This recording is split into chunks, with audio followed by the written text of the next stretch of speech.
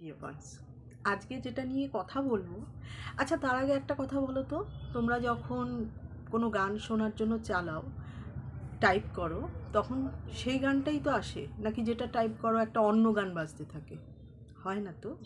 যেটা শুনতে চাও সেটাই লেখো, সেটাই টাইপ করো, আর সেটাই শোনো।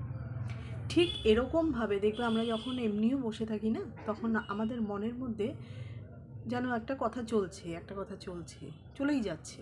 মাইন্ডের কাজই সব সময় কোনো কিছুকে ডেলিভার করে যাওয়া। এবার এই যে কথা ননস্টপ চলছে, এটাকে বলে সেলফ টক। সেলফ টক কীভাবে হচ্ছে? যে ধরো কোনো একটা কথা, কোনো একটা ইভেন্ট, কিছু একটা যেটা মনের মধ্যে রয়েছে এবং বারবার বারবার যেটা রিইনফোর্সমেন্ট হয়েছে, ফলে সেটা রেকর্ডিং হয়ে গেছে।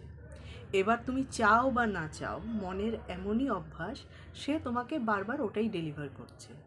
যদি পজিটিভ হয়ে থাকে তাহলে ভালো লাগে, আর যদি সেই রেকর্ডিং নেগেটিভ হয়ে থাকে তাহলে সেটা মনকে কষ্ট দিচ্ছে।